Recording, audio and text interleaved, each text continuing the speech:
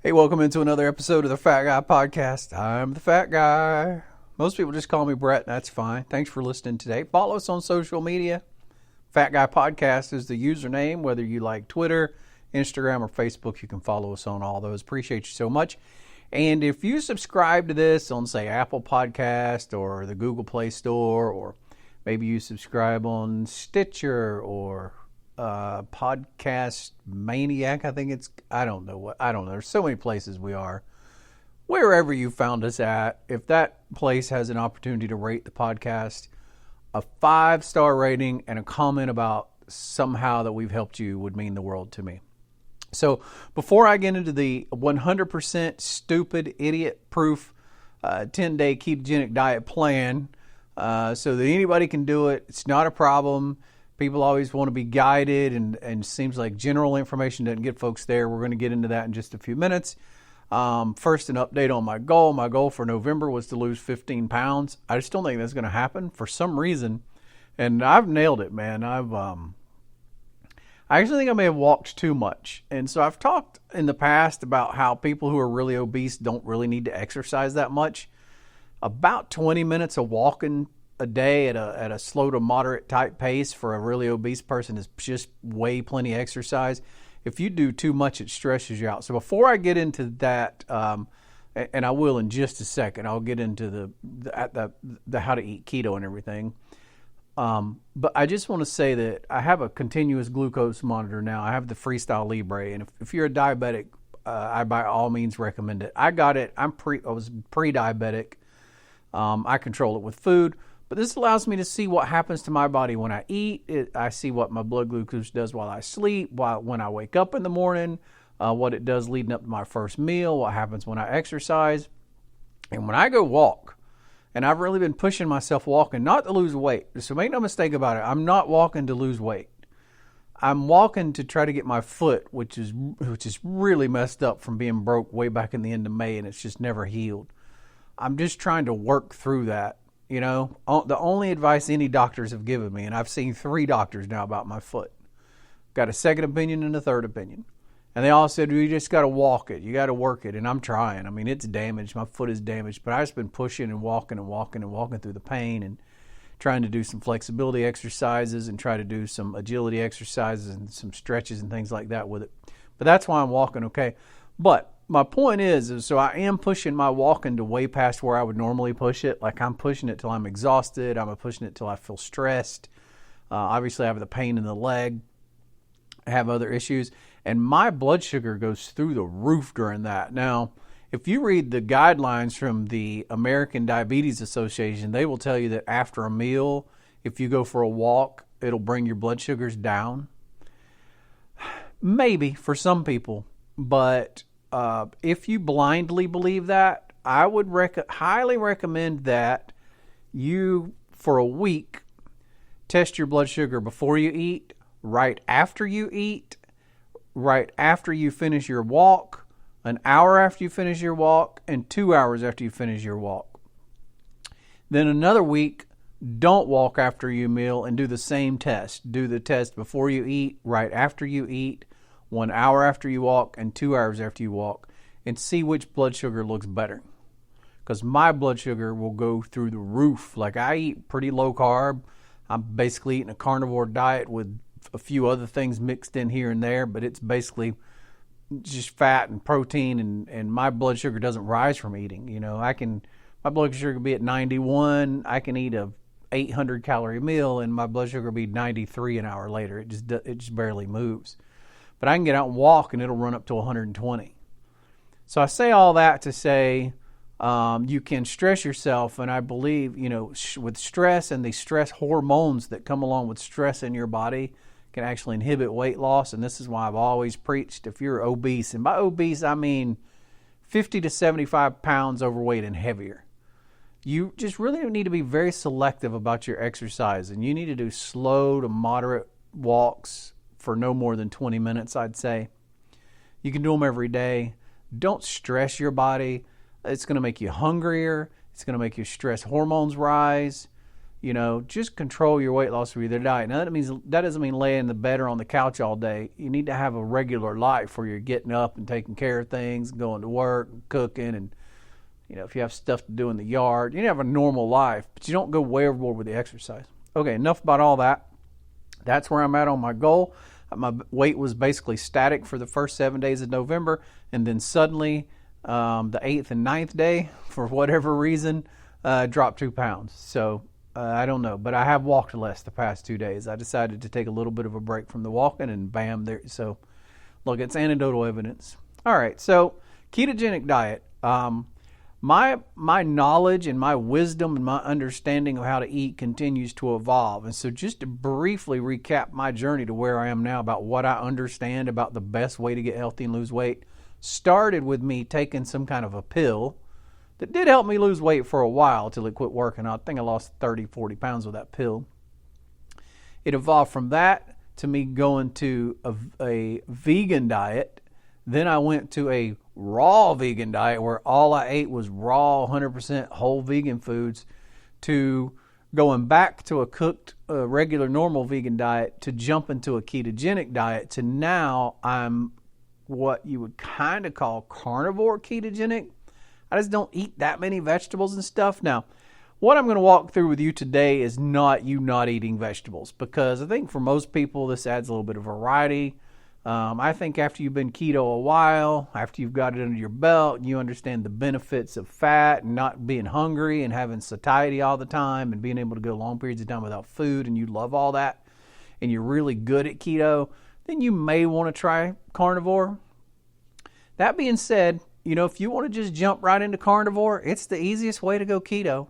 Just eat fatty cuts of meat, and that's all you eat, and then some eggs and butter and cheese. The cheese, no more than 1 ounce to 2 ounces a day, and it needs to be real cheese. How do you know if it's real cheese? Well, it'll be harder. It won't be soft. Won't be floppy when you hold it in your hand. It'll be stiff, and it'll have 1 carb or less per slice or per ounce. That's how you know it's real cheese. You go get a Kraft single, it's going to have 2 carbs a slice, and it's going to be really floppy and really mushy. So it's real easy to tell real cheese from fake cheese or cheese processed product. So no more than 1 ounce to 2 a day of cheese. You can have eggs, pretty much all the eggs you want. Throw the butter in there. Have fatty cuts of meat. By fatty cuts of meat, you want to have, some good 80-20 or better ground beef. You want to have like ribeye steaks, New York strip steaks, Delmonico steaks. Let's not give the steaks a name. Let's just say this. When you look at the steaks, you can see the white marbling of the fat around and through them. Now, that doesn't mean you can't ever have the leanest steaks. One thing you'll learn is that the leanest steaks are the cheapest. And I had some center cut rib something it was called. I don't remember what it was called, but I had some of it last week. It had no fat in it, but it was cheap. I think I got like 1.5 pounds of it for $6. And so super high protein. I did get fat from other sources. I threw some butter in there. I had some full-fat yogurt that day. I had some bacon that day, so I got fat from other places. So if you want to go with the really lean cuts of steak because it's cheaper, you can do that, but just get your butter somewhere else. Make sure you put a table or 2 tablespoons of butter up on that steak while it's cooking. And any butter that runs off in the pan, once you're done cooking it and you put that steak on your plate, pour that butter out of that pan on top of the steak and make sure you eat it so you're getting a tablespoon at least of fat to 2 tablespoons, somewhere in that area. But the lean steak is fine. It's cheaper. But as many of the fatty cuts as you can eat, the better. And then, bacon and eggs and you can work in some, like I eat full-fat yogurt, but the way that works for me, and look, I'm still talking about carnivore, okay? Haven't got to the keto thing yet. This is just for people who say, ooh, I might want to try to dive right into that carnivore because I just love eating meat. Okay? Still getting to the carnivore stuff. Hang on.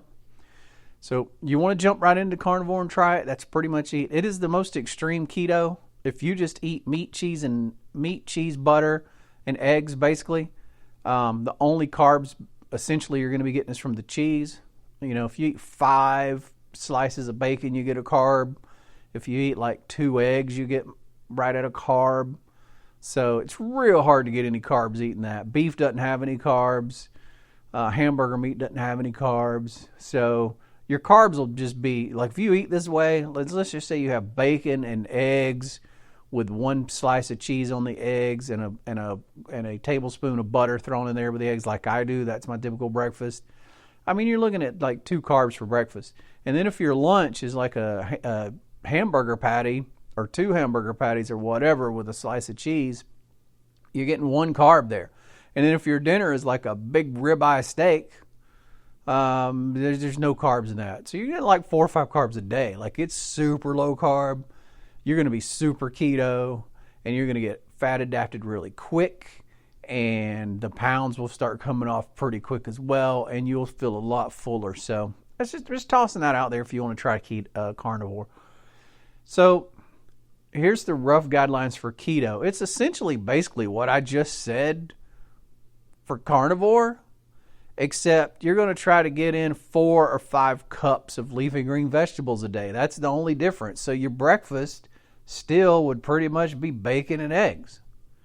You know, it's hard to go wrong with a bacon and eggs breakfast. It's got almost the exact perfect macronutrient ratios for keto. So for men, you know, about 4 or 5 pieces of bacon with maybe 3 eggs and a tablespoon of butter and 1 slice of 1 carb cheese is good.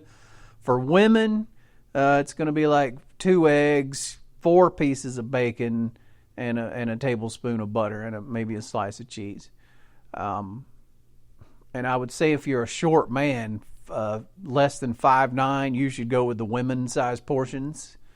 And I would say if you're a woman who's 5'2" or shorter, or let's say 5'1" or shorter, you know, you're a really short woman, then you should even lower that a little bit more, so that maybe you're eating only the 2 eggs and 3 slices of bacon and maybe 3/4 of a tablespoon of butter and maybe 3/4 of a slice of cheese or something, because your calorie requirements are just so much less.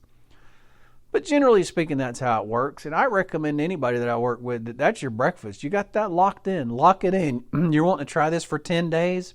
You can do bacon and eggs with cheese and butter for 10 days, no problem. I can do all that in the microwave. I cook the bacon in the microwave. I cook the eggs in the microwave. It's 4 minutes and I got breakfast done. It's just the simplest thing ever. So let's talk about lunch. So you can have a piece of steak, or you can have some ground beef, you know, hamburger patties or whatever. But you want to do about 2 cups of vegetables with it. So your 2 cups of green leafy vegetables could be greens. You could have 2 cups of collard greens, hopefully cooked in bacon fat or something, so they got fat. That would essentially be it. Now, if you don't cook them in bacon fat, you need to cook them in butter. So a tablespoon to 2 tablespoons of butter to cook your pan full of collard greens, turnip greens, mustard greens, whatever kind of greens. It can be a salad, 2 cups of lettuce. If you're going to do salad with your hamburger patty with a slice of cheese on it, then you need to use a high-fat salad dressing. The absolute best thing to do is take a tablespoon or so to 2 tablespoons of olive oil, splash a little apple cider vinegar or regular vinegar in there. So oil and vinegar is a great, simple, high-quality, pure form of fat that's great on a salad. Or you can buy a commercially produced blue cheese dressing or ranch dressing. Most of those are high fat, low carb. Just check the labels. A 2 tablespoon serving should have no more than 2 carbs max. That should be it. Preferably 1 carb. And when you're looking at the endless dressing choices, you may find some other dressing on there that has some fat in it, 2, 3, 4, 5 grams of fat or whatever. But its carbs is 2 or less, preferably 1. So I don't know all the different ones. I just stick with what works for me. I really, really like blue cheese, and it's generally pretty safe. And then ranch, I like okay. I'll have ranch sometimes. I know people are nuts about ranch. Those are fine. Just check them. And then, dinner's kind of the same way. It's a protein, which is a steak or beef, and then you're going to do, a couple cups of vegetables. The key is mixing the right amount of fats and stuff in with it to get a right ratio to keep you satiated. And the other key is having 2 or 3 of those that you can mix up for lunch. And my really simple basic plan is to have like 3 basic good lunch/dinner recipes, and you substitute them out. Like you might eat this one, like you might have the burger or something for lunch today, and you might have some steak version for dinner. Then tomorrow you may have just the salad version, and there's great ways of doing a ketogenic salad that's just a salad. It's got plenty of energy, plenty of calories, plenty of fat. It's very nutritious, very filling. Without getting some salads you get at some places are so full of sugar and carbs, they're ridiculous. So it's got to be a salad made right.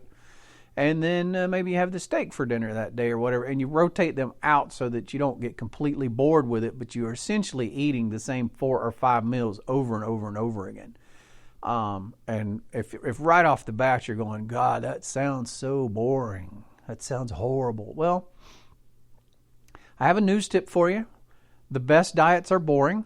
The absolute best diets are simple. That way you're not always stuck in this craving this elaborate thing or craving this elaborate thing and getting into a ton of different ingredients and all this craziness happens. Your gut will thank you for it. Your metabolism will thank you for it. Your peace of mind will thank you for it. Your planning of your meals will be so much easier. Understanding what you're going to do today and tomorrow for food is so much easier. It takes all the stress away. And I tell people, even if your goals and aspirations are to have some kind of more complicated keto diet down the road, you stick with this one for 4 to 6 weeks. Stick with a simple, good old basic nuts and bolts, whole food, no more than 4 to 5 ingredients per meal kind of meal. And you will have the most dramatic weight loss. You will feel the best. Your mind will be at the greatest amount of peace. The complication and stress and hassle will be at its absolute lowest. You'll move forward the most quickest. And then if at the end of the 4 to 6 weeks you feel like you need to get stupid and do some kind of crazy keto dessert or some kind of elaborate keto meal that's got 20 ingredients in it and involves pots and pans and ovens and stoves and all this stuff, work some of those in after 4 to 6 weeks, But even then, do them sparingly, man. Stick with the basic meals most days, and a few nights a week have a complicated dinner, and then maybe, on Sunday you have some kind of more elaborate keto dinner, but because there's a lot of complicated, fancy keto recipes out there. But for the first 10 days at least, which is what I'm advocating for, a 10-day ketogenic diet, you're going to lose 5 to 15 pounds. Well, that's a big thing, you might be saying. 5 to 15 pounds? Well, it all depends on how big you are now, how quickly your body adapts to being a fat burner, because that's different for everybody, and honestly, how true you are to what you're eating, because a lot of people fudge it and pretend like they didn't. I'm not judging you for that. I'm just saying that some people do, and so even those people lose some weight, but won't be as much as other people that are more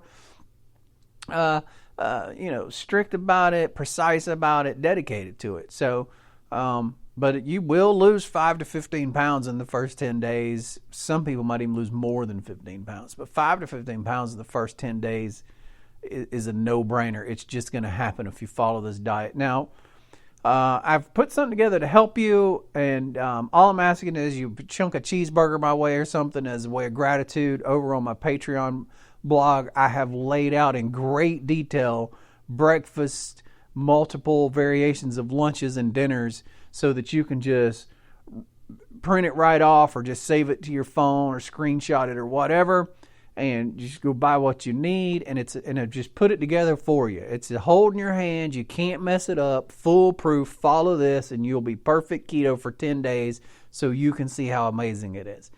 And all I ask for that is just chip a few bucks my way. It's nothing really. If you want to find that, go to patreon.com, Patreon, patreon.com/fatguypodcast. Patreon.com/fatguypodcast. I'll try to put that link in the podcast notes section. So if you find the notes sections for this podcast, you should find a link that's clickable that'll take you there. And you just sign up to be just a basic, I believe the tier is Keto Warrior, I think it is. It's like $5. Toss $5 my way. And with that, you'll get a recurring access to insider podcasts, insider notes, insider tips, tricks. You can even choose a level where I'll get on the phone and help you personally if that's something you want. So just go check that out. if you want to take me by the hand and guide me through this personally way of trying keto for 10 days, that is the cheapest, most expensive, easiest way to make it happen. Patreon.com, Patreon, patreon.com/fatguypodcast. Once again, thanks so much for listening. Share this with a friend. You could change their life. Hit me up with questions if you have them on social media. No matter what social media you prefer, you can find me there. Fat Guy Podcast is the username. And by all means, subscribe to the podcast on your preferred podcasting platform, no matter whether that's Android or iOS devices. We're available everywhere, and you can subscribe. And if you get something from the podcast that you enjoy, by all means, rate us. I love 5-star ratings, and I love people that say, hey, he helped me do this, or this podcast helped me here, or it motivated me here. Thank you so much for doing what you do. Appreciate you so much. We'll talk to you next time.